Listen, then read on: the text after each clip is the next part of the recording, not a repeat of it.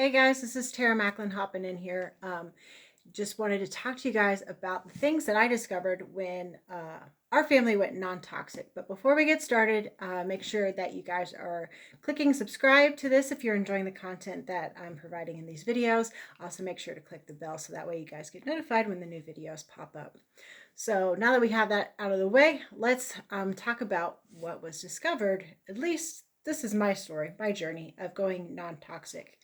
And for me, this is a journey that was inspired out of our son, who was actually having a problem with a particular condition. And so we were looking for a more natural way of caring for it, because both my husband and I at the time were working in modern medicine, and we knew the consequences of the path that we were down, and we didn't want to stay down that path. So we were looking for some alternatives.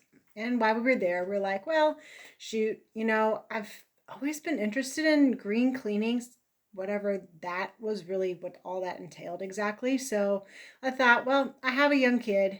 And a lot of the warning labels on the bottle, I would like to maybe not have those things around. I know you can lock your cabinets and all that stuff, but if they're not good for him, they're probably also not really great for us. So I dove in a little bit deeper and made some ditches and switches in our home with the things that we were cleaning with. And then I also took it a step further and went with our personal products. But by doing that, I don't think that I realized how much those things were actually affecting at least my body. And to see the results that we've seen in my son, that right there, that we were sold, it was done, and the switch was not anything we were switching back from. So with that said, here are some things that we noticed, and you guys can chime in the comments below. Let me know, is this something that you've tried to do and you've noticed the same things or not? I don't know. We can compare notes and see. But for me, the number one thing that I noticed was headaches. So I grew up in a house that definitely was all about all the things clean, right? So the best thing to use to clean all the things is bleach, because it kills off the germs and all that stuff. And of course, again, working in healthcare, like, we want to make sure we're killing off all the bad bacteria and all the viruses as much as we can. So bleach tends to be like the number one choice for cleaning all the things. And what I was actually finding, and I could tell you that, even at my day job, I would clean things with bleach because I wanted things to look bright and white and clean. So even not just knowing the surface was clean, but seeing that the surface was clean. And this was something that we would do at least once a year. And I would always get these really bad headaches. And I thought, well, it was probably my fault because I didn't do what the label said on the back, which is to make sure that you have good airflow to the room and all that kind of stuff. But when it was happening at home and I really wasn't using that much bleach, I guess I just didn't feel like that's something that I should always have to do, is to make sure I'm getting proper ventilation when I have a fan running in the bathroom already and I was still getting headaches.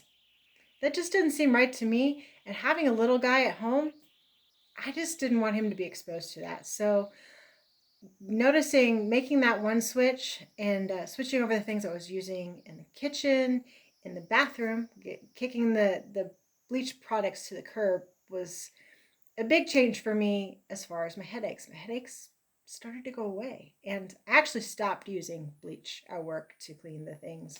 We now use some other things that definitely take care of the situation, but bleach is not one of them any longer. So bleach is no longer on the table for me. And clearing out my headaches means that I can be more focused on the things around me, and I'm not as grumpy as, well, okay, let's be real. Sometimes I'm still grumpy, but I'm definitely not as grouchy because, guys, when you get a headache, are you in the best mood ever? I know I definitely am not. So the bleach, kicking that to the curb, was a great one, and also the headaches going away was a added benefit.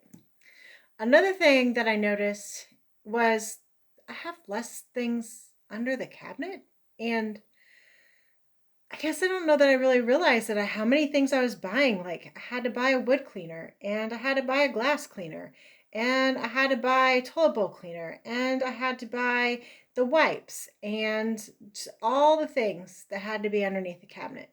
I cleared up so much cabinet space underneath there. I now store things like baking soda, hydrogen peroxide, and vinegar underneath my sink. I have distilled water underneath there, and I have probably my concentrated cleaner, and then is it three? Yeah, I have 3 spray bottles underneath there, and I do have a separate cleaner for our dishes in the dishwasher and our soap that we use in the sink. But other than that, I really don't feel like I have definitely cleared out a lot more space underneath my sink. Like my concentrated cleaner, I can clean my carpets with it now, so that's something else extra I don't have to have underneath my sink. And I can clean my countertops with them, and I even have a granite countertop, and it cleans it great. I do have a different spray bottle that I use because I use the mixture a little bit differently for my windows and my hardwood, like my good hardwood surfaces. That those two have like different chemical conglomerations that I've made up by hand. But I have less bottles overall underneath the sink, and I've actually saved some money. So, as much as a lot of people think that natural cleaners are actually more expensive, at the end of the day, I don't know. I've saved money. Now, granted, I don't buy mine from the store. I buy a concentrated cleaner online from a company that our family trusts, and so that has been a huge cost savings for us. The other thing, and it's actually kind of like 2 things that I've noticed. One is because we also switched out the laundry soap that we use and the things that we're using to clean our clothes with, we have less skin reactions. Like my son, and most of you guys probably know if you've had a baby, their skin is so sensitive. And guys, your skin is like the largest organ on your whole body. It's if you've ever used like a derma patch of any type, you know that our skin absorbs the things. And so when you go and clean a surface or you clean your clothes with a product, your skin has the ability to absorb at least a certain percentage of whatever is left in your clothes or on the surface. So I've noticed, in particular, more so with my son, that he was having less skin reactions to things, random rashes that he'd get sent home for, have him go check it out, get it checked out. The doctor would say, oh, it's just a dermatological thing. Like he's fine, send him back. Daycare was all happy because I sent him to the doctor, and it would ease my mind as well. But we were seeing an improvement with that, and that was a huge bonus because I'm not going to the doctor anymore to get his skin checked out. And 2, he's just happier. He wasn't as irritated with his skin and getting frustrated because his skin was getting irritated. So this was a great bonus for us. And again, we were even using the laundry detergent that a lot of people say to use for babies, and he was still having skin disruptions from it. So definitely another bonus for us.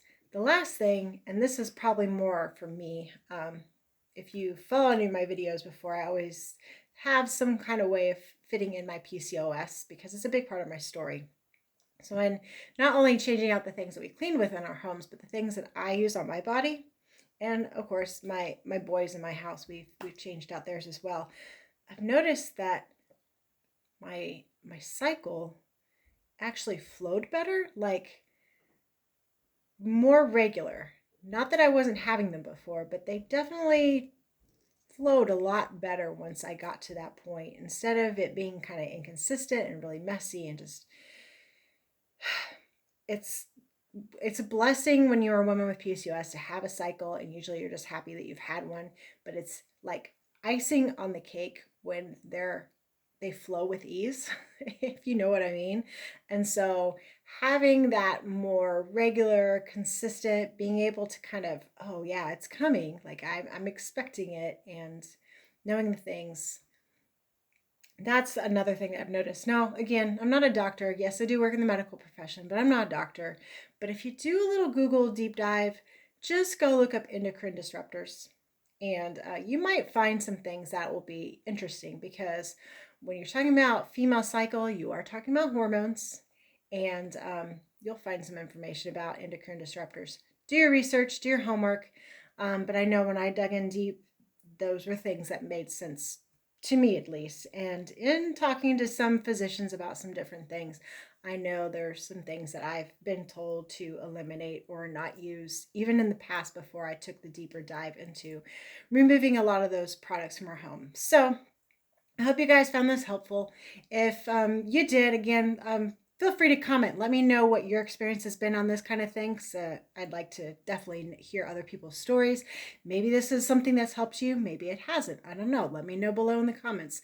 The other thing is, if you're a PCOS woman and you're looking for some other tips or tricks to help support your body, I have a great community that's listed below, and different ways for us to connect. So definitely check all that stuff out. And hopefully, again, you guys have found this information helpful, and I will talk to you soon. Bye.